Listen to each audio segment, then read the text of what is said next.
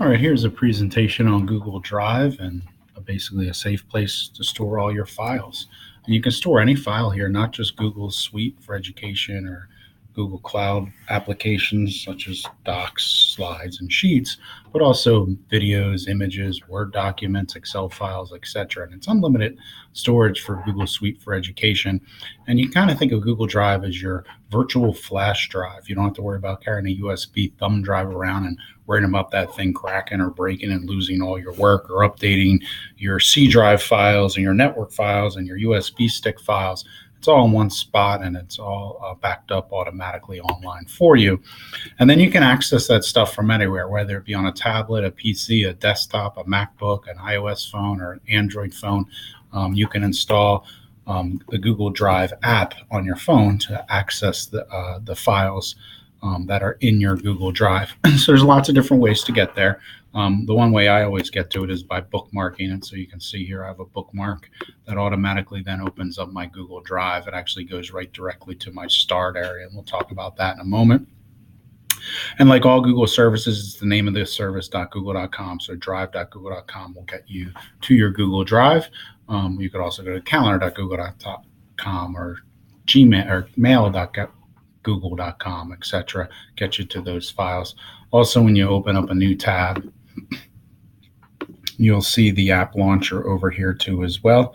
And that's also another way that you can get to your Google Drive too as well, through that app launcher. You can also search Google to find Google Drive, but generally I go there often, so I have it bookmarked, and a lot of times I'll actually have it just open and pin it so that it's not easily closed by me, because I'm always going in there to get files throughout the day. So that's just different ways you can get there. Obviously, you can also install it for Android or from the App Store, allowing you to access it through your mobile devices, your phones, your tablets, etc. Okay, so we're going to quickly go through the Google Drive interface. Up top, you have the search toolbar, you have breadcrumbs. So if you're inside your drive somewhere, it'll show you what folder you're in. You have your account information up at the top right. The I button also opens up more information or recent activity, which can be very handy. If you click on a presentation, you hit I, it'll show you if someone has edited an item recently. If you're on a folder, it'll show you the activity on that folder. So if Johnny handed in his work and he didn't do anything, you could just single click selecting the file and then clicking I to see if he's accessed it recently, instead of waiting for it to open up and say, oh, I didn't do his work anyway, I have to close it. So that can save you some time. The new button is how you create a new file, such as a Google document or Google Sheet, Google Slideshow, etc., or upload a file. We'll talk a little bit about that. And then over here is your filters and or areas where things are stored, and we'll explain that too as well. So over here, I'm just in my Google Drive. Right away, it shows me quick access. It shows me things that I have opened up earlier today, and trying to guess what you want to have open. So that's sometimes nice for you too as well to find it. One thing I don't like about this area, you can't really move these things anywhere. You can right click on them and do some things, but they're not draggable or movable. They're just basically trying to get you to work quicker and things that you might need. So down below the quick access are your folders, alphabetized, and then your files, numerically alphabetized too as well, alphanumeric. So that's everything on my Google Drive, and then I can drill down in my Google Drive by using this arrow and then seeing the different folders that I may have inside of there. If I want to create a folder, I just click New and click Folder. Remember, whatever folder you're in, it'll create that folder as a subfolder of that. You can also upload a file through the New button, or upload a whole folder. I would caution not to just upload everything you've ever created to your Google Drive. Think of this in a time that you can filter out things you don't need or update, depending upon the tools that are available to you, to your students in your class. Also create a document. This little arrow also gives the ability to pull from a template. So maybe like a resume, or if you're Google Sheet, you can pull out a calendar from the template if someone's already created.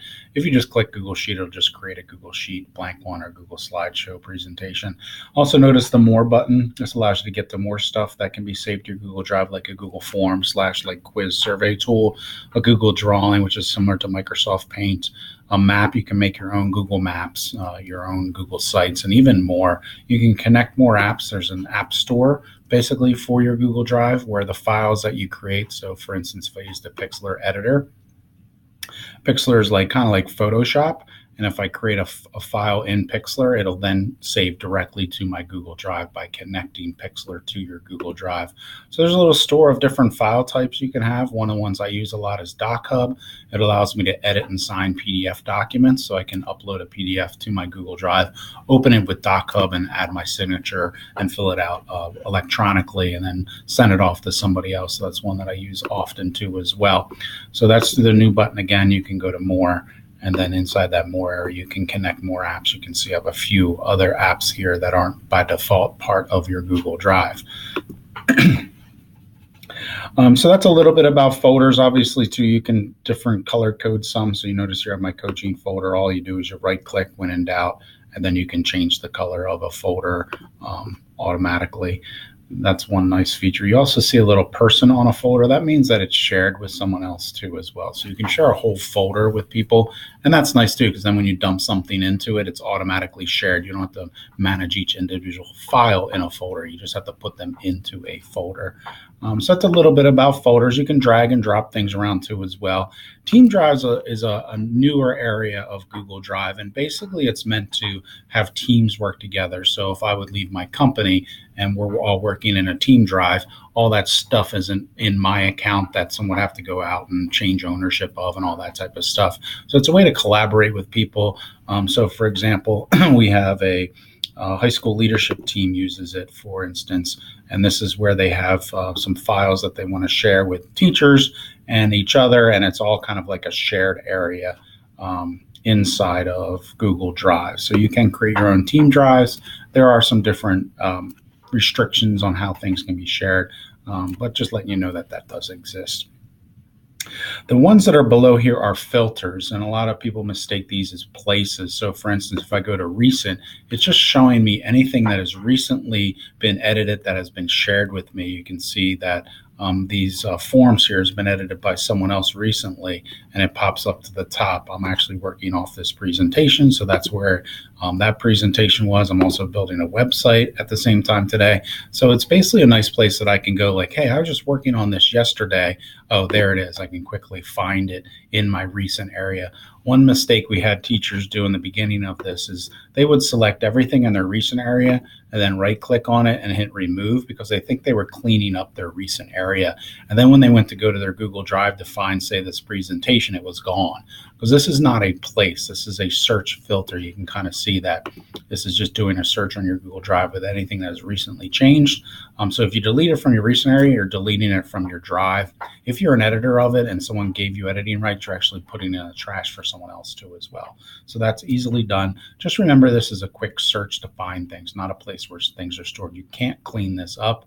The only way you can manage this is whatever you open is what is recently going to be there. Whatever recently someone edited is going to be there.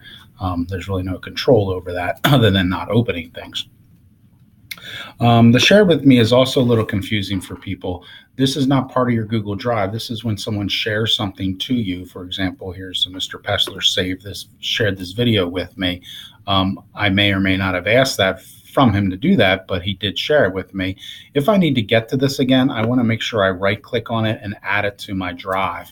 When I add something to my drive, then I have total rights and capabilities to put that wherever I want it to go, and then I can find it later.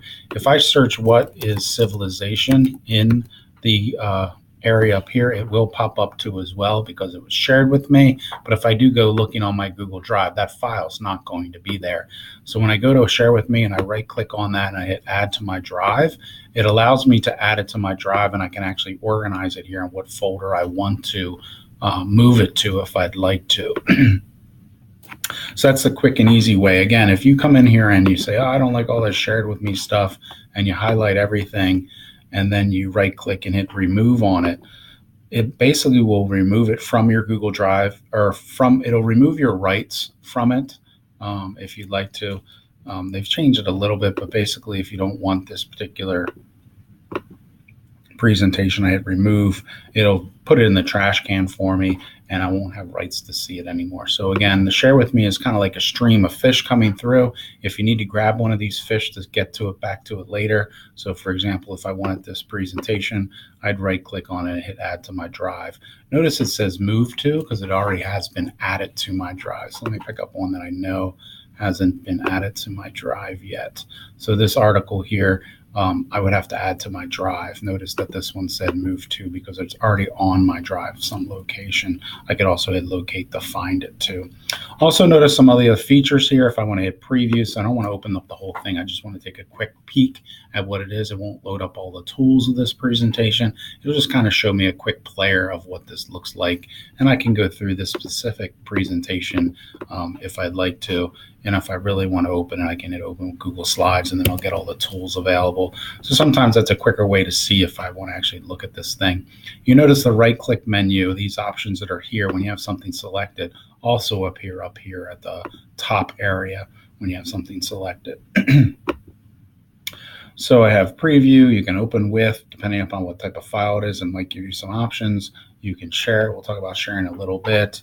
Locate, move to, you can remove a star, add a star, you can rename it, view details. That's like that eye again, like we talked about earlier. Opens up the side panel of the activity that was on this. This is actually a presentation that we worked on for our teachers this week, Angela and I. So when I go into my start area, you can see it's right there too as well. If I remove that star, it's still in my Google Drive. It just won't show up in my start area. I do this a lot when I'm working on things like projects. For example, I'm working on a professional learning website for Google Suite of tools.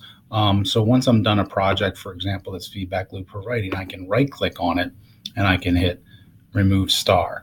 And now it's out of my start area because I'm finished with that project. It's still on my Google Drive. It's still searchable, but it's just out of my starred area. So a lot of times I use this as my hot plate item. So like I just finished with this presentation, I can get it out of my hot plate item area. I really feel good about this when I'm done a project that I can actually right click on some things and remove it. So I'm just going to do a couple more here just to make sure that I feel a little bit better about myself that I finished those projects. The trash area, when you do remove something from your drive, it goes into your trash. You have unlimited storage with Google Apps for Education. Google Docs, Google Sheets, Google Slideshows, Google Drawings, they don't count against your quota, but PDFs do, videos do, Word documents, Excel files, PowerPoints, things that aren't native to Google Drive do count against you. So you see that this one is 8 megabytes.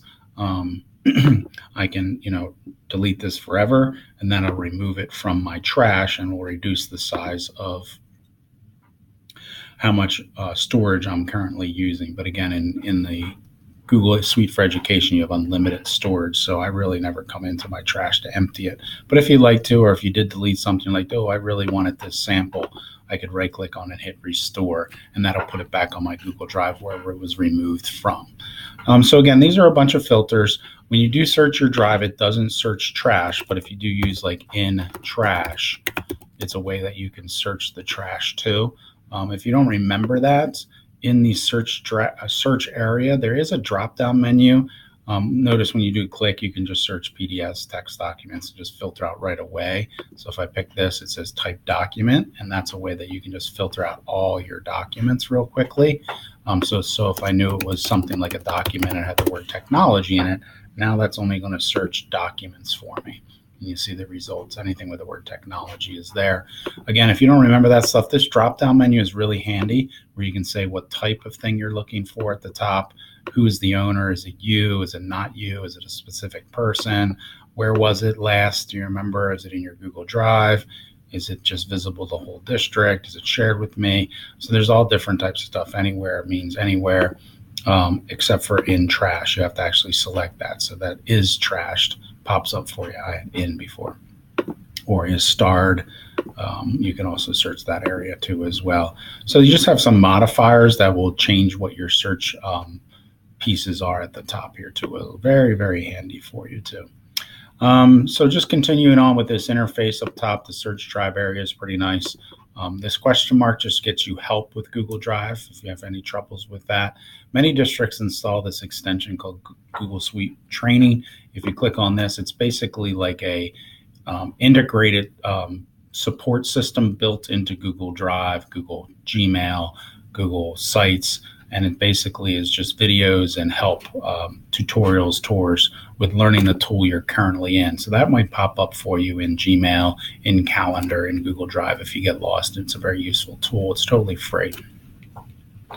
The settings gear is important to know too as well. I'm going to come back to that in a moment. I'm just going to fly back to the presentation and make sure we're okay with all the stuff that I just kind of covered with the Google Drive interface. A couple of things I didn't cover here. You can change your view from list view here, where you can just see a list of names, to what they call grid view. And now I can actually see thumbnails of those documents that I was searching for. If I just go generally back to my Google Drive and I'm in thumbnail view, you can see my folders, instead of being a list view, became a kind of like a grid of folders. But you can also see a preview of your files.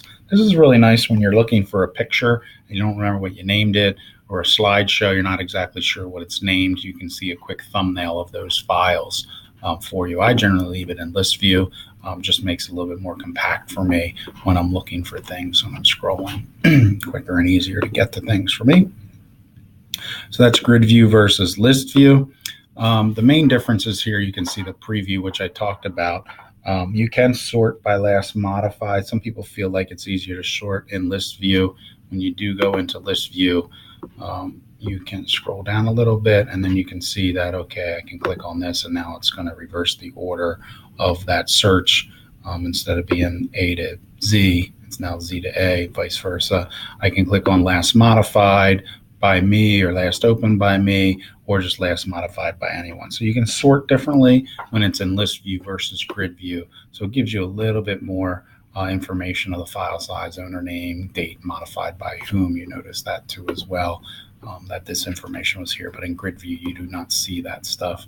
So you notice that a lot of things have a dash next to it, but you notice this PDF cost me 6 megabytes towards my storage. Again, not a big deal since we have unlimited storage, but you can see that Google Docs doesn't take up any size. Okay, so this is a little bit of a graphic on that sorting thing that I just spoke about. We talked about the searching too as well. If you need more help, there's a video link there too as well to help you out. My drive, just to kind of overview, is your main top level folder that has all your stuff in it.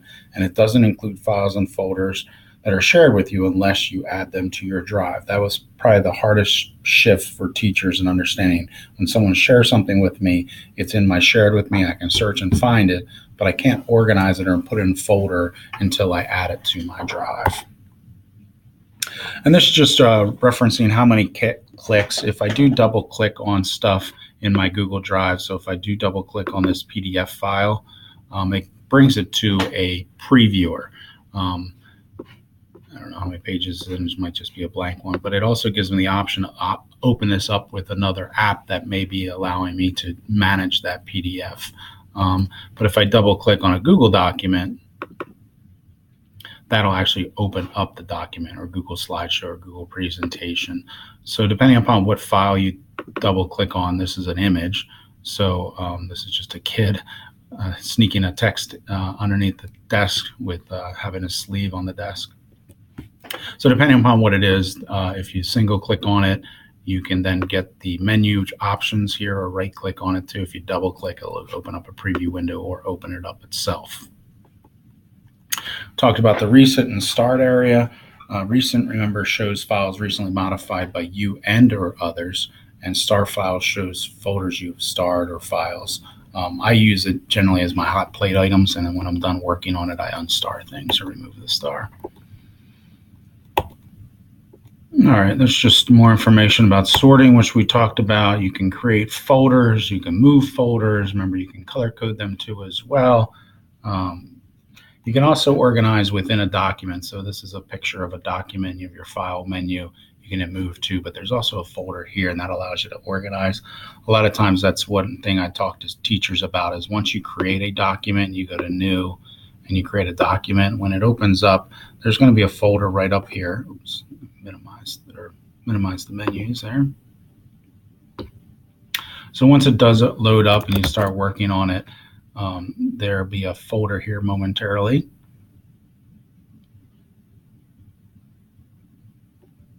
There it is.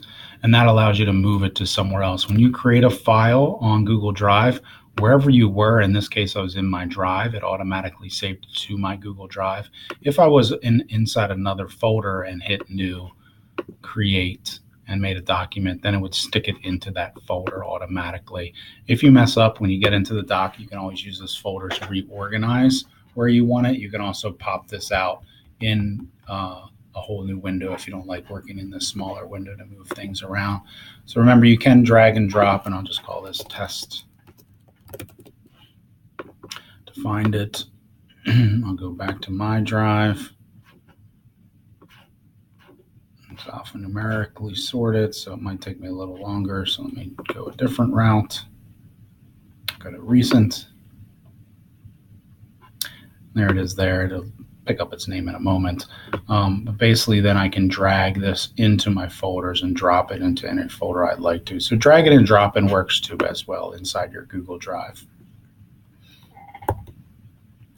Also, you can upload a whole folder or a file, and you can have a Word document change into a Google document. If you do have the offline access working, I'll show you where that is. Or if you have this extension, Office Editing for Docs and Sheets, if you do open up a Word document on a Chromebook, it will stay in a Word, very simple editor. But most people like to work on a Chromebook or with students collaboratively using an actual Google document. So a lot of teachers has files that are Word documents. So when you go to upload a file, let's see if I can find a Word doc here. There's one here. When I click it and hit open, it should automatically upload it, and it's saying starting upload, and then it'll also tell me that it is converting it. Probably. Let me see if I have that setting on or not. Okay, so you notice that it gave me the Google Doc icon. So now this is a Google document. It turned a Word document into a Google document. That is very convenient. That is built into the settings of Google Drive, and this is an important setting to know about. Inside of Google Drive, you have this convert uploads to Google Drive editor format. If you uncheck that, that means if I upload a Word document, it'll stay in my Google Drive as a Word document, or a PowerPoint as a PowerPoint. If you check it, you upload a PowerPoint, it'll change it automatically into a Google slideshow. You can also check to make sure that when you work offline, this is available. Once you create or check this box, it'll show a link to this extension called an extension called Offline Editing for Google Docs or something. And then once you install that, your files, Google Docs, Google Sheets, Google Presentations, Google Drawings will work offline on your Chromebook. So a nice feature when you don't have Wi-Fi available. There's some other settings in here you should kind of take a look at, but they're the main two, converting and offline access. You can also set up notifications if you don't want to be notified when people share stuff with you. You can turn it off here as well. And manage apps. So if you do add apps to your drive, you're like, I'm never really going to use this app maker again. I could come in here and disconnect it from my Google Drive too as well. So that was all part of the settings of Google Drive. This gear gets you to those settings. And there's the picture of where those settings are and those settings that I just talked about. All right, sharing is probably the biggest feature of Google Docs. Basically, inside of sharing, when you share, right-click and share, or go into a doc and click the share button, either way, you have different areas or different levels of sharing. You can have editing rights, commenting rights, or viewing rights. Editing rights means they can do anything to the doc. Commenting just means they can suggest some edits or add some comments. But you can even do it individually, or you can have it say, hey, anyone in my school district can view this, or anyone in my school district can edit this, or anybody in the world can view this, or anyone in the world can edit this. So you have just different settings with the greater good. And the nice thing about that is if you're sharing it with 10 or 15 people, you don't have to individually add them as editors. You can just say anyone with the link can edit and then send them the link. And then they could edit a doc or an agenda or a presentation or something like that. Talked about that. And if you need more help with Google Drive, there's lots of resources here on the last slide here, slide 26, for managing shared files in Google Drive, organizing, and also just make sure you come up with a good naming convention so it's just easier for you to find some things too as well. Hopefully that was helpful, and have a